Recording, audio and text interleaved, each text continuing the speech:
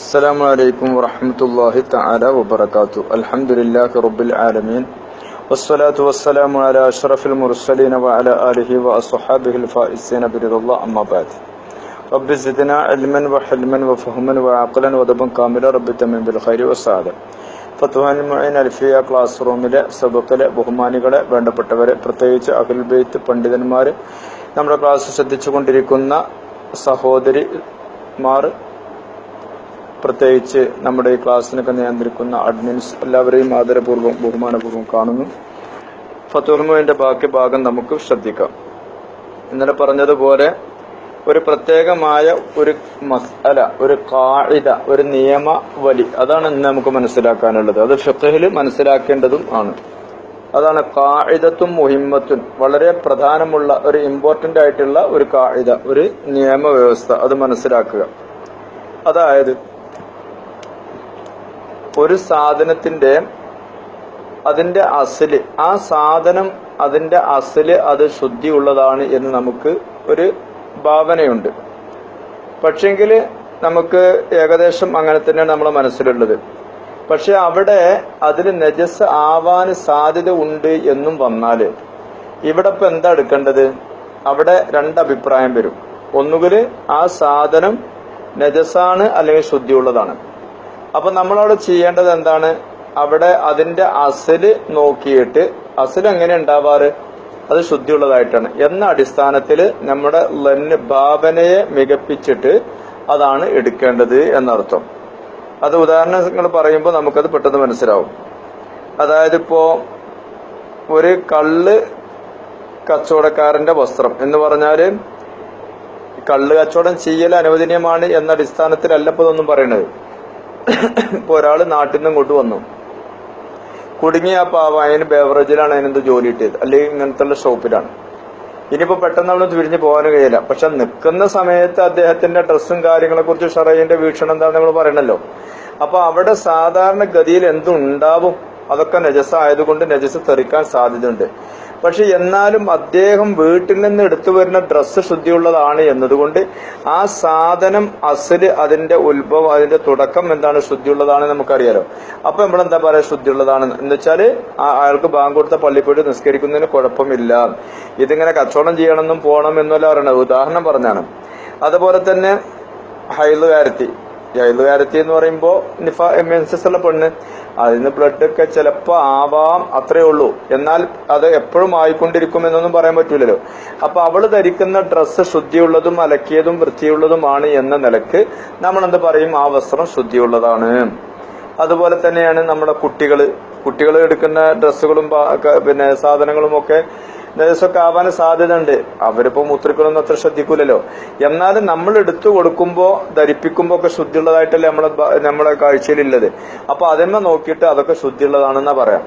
അതേപോലെ തന്നെ ഈ പിന്നെ നജസ് കൊണ്ട് പിന്നെ മെഴുകുന്ന ആളുകള്, അതുപോലെ തന്നെ അവരുടെ ചില പ്രത്യേക സ്ഥലങ്ങളൊക്കെ മെഴുകി വെച്ചിക്കുന്ന ചില രീതികളുണ്ട്. അത് നജസ് കൊണ്ട് ദീം ആക്കുന്ന ആൾക്കാരെന്നും, അതായത് ഭൂഷണ ആൾക്കാരുണ്ട്. അപ്പൊ അവരുടെ പാത്രങ്ങളിലൊക്കെ നമുക്ക് ഭക്ഷണം കഴിക്കാൻ പറ്റൂല്ലേ? നമുക്ക് നോക്കേണ്ടത് ആ പാത്രം എന്ന് പറയുന്ന സാധനം അതിന്റെ അസ്ല് എന്താണ്? ശുദ്ധിയുള്ളതല്ലേ? നമ്മുടെ കാഴ്ചയിലാണ് നജസം കണ്ടില്ലെങ്കിൽ അതൊക്കെയാണ് എടുക്കേണ്ടത് എന്ന വിഷയങ്ങളൊക്കെയാണ് ഇപ്പൊ ഇന്ന് നമുക്ക് പറയാനുള്ളത്. അപ്പോ ഒരു സാധനത്തിന്റെ അസ്ല് എന്താണ് എന്ന് നോക്കിയിട്ട് നാം അതിന്മേയാണ് ഹുക്മ് ചെയ്യേണ്ടത്. അതായത് ഫിഖ്ഹില് രണ്ട് കായിക ഉണ്ട്. ഒരു ഉറപ്പ് എന്ന് പറഞ്ഞൊരു വിഷയം വന്നാൽ അതിന്റെ ബാക്കിൽ ഒരു ഷെക്ക് വന്നാൽ ആ ഷെക്കിനെ വലിച്ചെറി ഉറപ്പാണ് എടുക്കുക. ഒരു കാര്യം നമുക്ക് ലററുണ്ട് എന്ന്, ഒരു ബുദ്ധിമുട്ടുള്ളതെന്ന് കണ്ടാല് അതിന്റെ എതിർവശമുള്ളതിനെ നമ്മൾ മുഹക്കമായിട്ട് അത് ഹുക്മ് ചെയ്യാൻ പറ്റുന്നതാണ് എന്ന് വെക്കും. ഇങ്ങനെ ചില കായികകൾ ഇസ്രായേലുണ്ട്. അപ്പൊ അതാണ് ഇപ്പോൾ നമുക്ക് മനസ്സിലാക്കാനുള്ളത്. ഖാഇദത്തും മുഹിമ്മ, പ്രത്യേകമായ ഇമ്പോർട്ടന്റ് ആയിട്ടുള്ള ഒരു നിയമാവലി. എന്താണത്? വഹിയ, ആ ഖാഇദ ഒന്ന് കേട്ടോളി. അന്നമ, തീർച്ചയായിട്ടും ഒരു വസ്തു, അസ്ലുഹു, ആ വസ്തുവിന്റെ അസ്ല്, അതിന്റെ ഉത്ഭവം, അത് ഉണ്ടാക്കിയിട്ടുള്ളത്, അതാകുന്നത് അത്വഹാറത്തു, ശുദ്ധിയാണ്. ശുദ്ധിയിലാണ് അത് നിൽക്കുന്നത്. നമ്മൾ ധരിക്കുന്ന വസ്ത്രം വീട്ടിൽ എങ്ങനെ ഉണ്ടായാലും നമ്മൾ മൂത്രത്തിൽ കൊണ്ടുപോയിടലുണ്ടോ? ഇല്ല. നമ്മളത് അലക്കി ആശയിലിട്ട് അല്ലെങ്കിൽ വെട്ടിയിൽ വെച്ച് അല്ലെങ്കിൽ പിന്നെ ആങ്കറിലിട്ടിട്ട് നമ്മൾ കപ്പാട്ടൊക്കെ ഉണ്ടാക്കിയതിന്റെ ഉള്ളിൽ കുറച്ച് തൂക്കലാണല്ലോ. അപ്പൊ നജസ് ഇല്ലാത്തതാണ്. വഗലബ അലല്ലന്നി നമ്മുടെ ഭാവനയിൽ മികച്ചു എന്ത് തനജസുഹു അത് നജസായിട്ടുണ്ട് എന്ന് നമ്മളെ ഭാവന ഉണ്ട്. അതിന്റെ അസല് ശുദ്ധിയുള്ളതാണ്. പക്ഷെ നമ്മളെ ലന്ന് ഭാവനയിൽ എന്ത് വന്നു അതിന് നജസുണ്ട് എന്ന് നമ്മളെ ഭാവനയിൽ മികച്ചു നിന്നു. ഗലബത്തിൻ നജാസത്തി നജസ് അധികരിച്ചതിന് വേണ്ടി ഫി മിസ്ലി അതുപോലുള്ളതിന് നമ്മുടെ ജോലി സ്ഥലം അല്ലെങ്കിൽ പിന്നെ കുട്ടികൾ മാത്രമുള്ളതായ സ്ഥലം അല്ലെങ്കിൽ കുട്ടികൾ കിടക്കുന്ന സ്ഥലമൊക്കെയാണ്. അപ്പൊ ഇവിടെ നമ്മുടെ ഭാവനയിൽ മികച്ചു നിൽക്കുന്നത് അവിടെ നജസ് ഉണ്ടാകും എന്നതാണ്. അങ്ങനെയുള്ള ഒരു സ്ഥലത്ത് നമ്മൾ ഈ സാധനത്തിന്റെ അസല് നോക്കുമ്പോൾ അത് ശുദ്ധിയുള്ളതാണ് എന്ന് നമുക്ക് മനസ്സിലാക്കാൻ കഴിഞ്ഞാൽ ഹുക്കുമ് ചെയ്യേണ്ടത് എങ്ങനെയാണ്? ഫീഹി നല്ലോണം ശ്രദ്ധിക്കുക. ഇബാറത്തുമെന്ന് അർത്ഥം കിട്ടുമ്പോൾ ഒന്നുകൂടി ശ്രദ്ധിക്കുക, ഒന്നുകൂടി അർത്ഥം വെക്കാം. അന്നമാ ഒരു സാധനം അസുലുഹുവ മായുടെ അസുലാകുന്നത് അത്വഹാറത്തു ശുദ്ധിയുണ്ട് എന്നതാണ്. ഏത് സ്ഥിതിയിൽ വാഗലബ മികച്ചിരിക്കുന്നു അലല്ലന്നി ഭാവനയുടെ മേല് തനജുസു ആ ഒന്ന് നജീസാണ് എന്ന്. എന്താണ് അങ്ങനെ ഭാവനമേൽ മികക്കാൻ കാരണം? ഗലബത്തിൻ നജാസത്ത് നജസ് അധികരിച്ചതിന് വേണ്ടി ഫീ മിസ്ലിഹി ആ മാ പോലുള്ളതില് അങ്ങനത്തെ ഒരു കാര്യം അങ്ങനത്തെ ഒരു വസ്തുതയിൽ ഫീഹി ആ അസുല് ശുദ്ധിയുള്ളതാണ് എന്നതും ഭാവനയുടെ മേൽ അത് നജസാവാൻ സാധ്യതയുണ്ട് എന്നും വരുന്ന അതിലുണ്ട് കൗലാനി രണ്ടഭിപ്രായം, മഅറൂഫാനി അറിയപ്പെട്ട രണ്ടഭിപ്രായം. ഒരഭിപ്രായത്തിന് ബലണ്ട് ഒന്ന് ബലല്ലാത്ത അങ്ങനല്ല, അറിയപ്പെട്ട രണ്ടഭിപ്രായമുണ്ട്. എന്താണ് അഭിപ്രായം? കൗലയിൽ അസ്ല് അവിൽ ലാഹിരി അവിൽ ഗാലിബി ഗാലിബിനെ നോക്കണോ ലാഹിറിനെ നോക്കണോ അതോ അസലിനെ നോക്കണോ എന്ന രണ്ട് കൗല് കൊണ്ടുള്ള മഅറൂഫായ രണ്ട് കൗലുകളുണ്ട്. ലാഹിർ ഗാലിബ് രണ്ടും ഒന്ന് തന്നെ. അസ്ല് എന്ന് പറയുമ്പോൾ അതിന്റെ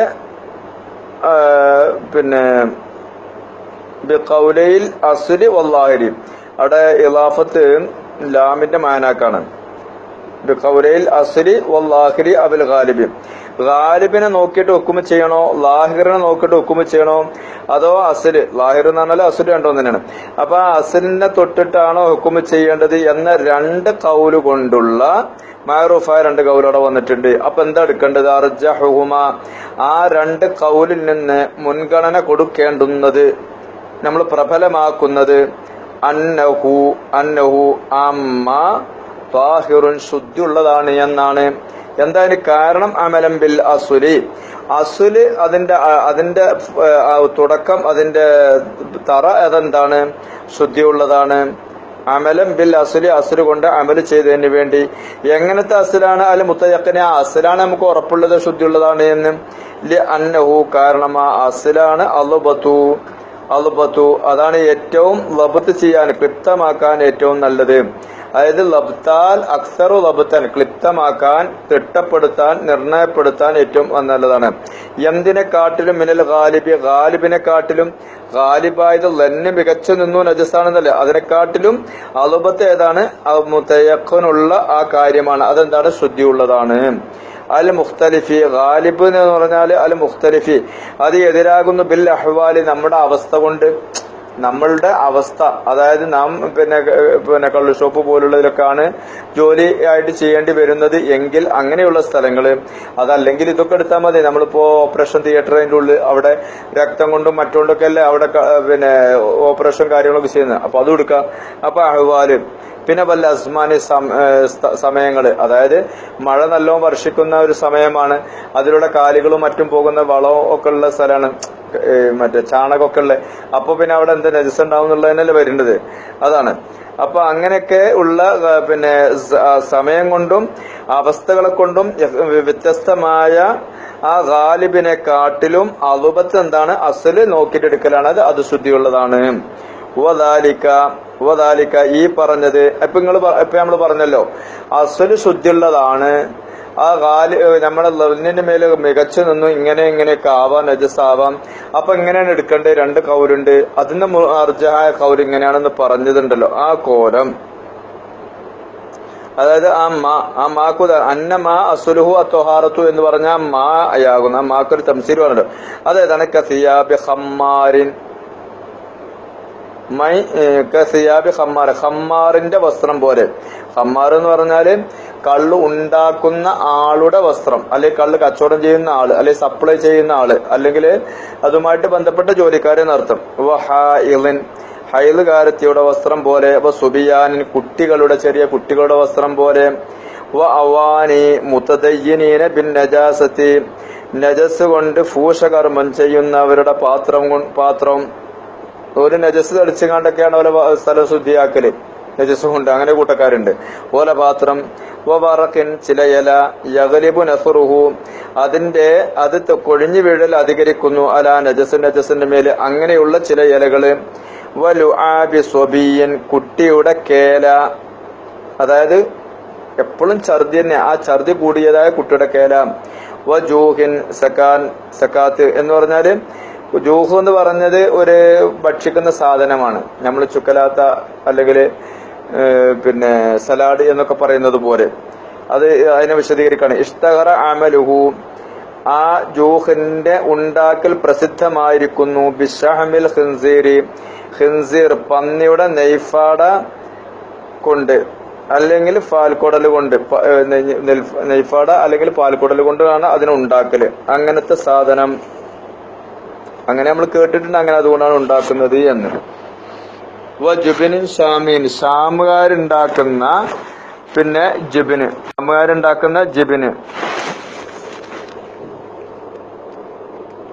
ജിബിന് നമുക്കറിയാം, ഗൾഫിലുള്ളവർക്ക് ജിബിന് അറിയാതിരിക്കില്ല. ജിബിന് അതിന്റെ വെണ്ണ.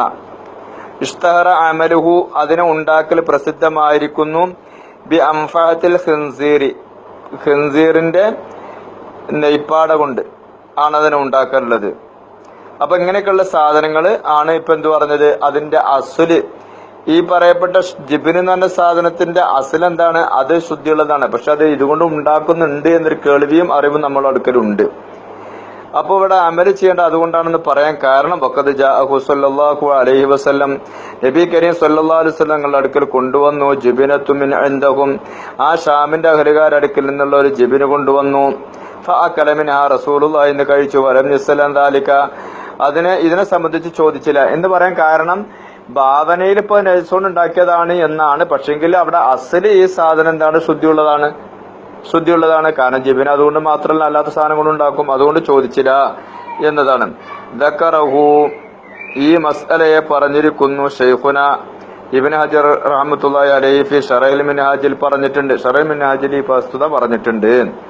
അപ്പൊ ചുരുക്കത്തിൽ ഇങ്ങനെയുള്ള സ്ഥലങ്ങളിലൊക്കെ ഉണ്ടാവുന്ന ജോലിക്കാരും മറ്റുമാകുമ്പോൾ വസ്ത്രവും അല്ലെങ്കിൽ സ്ഥലമൊക്കെ ശുദ്ധിയുണ്ടോ എന്ന് തീരുമാനം എടുക്കേണ്ടത് അതിന്റെ അസുല് നോക്കിയിട്ട് എടുക്കാം എന്ന ഒരു കുല്ലിയായ കായിക ഒരു നിയമാവലിയാണ് ഇപ്പോൾ നമുക്ക് പറഞ്ഞു തന്നത്.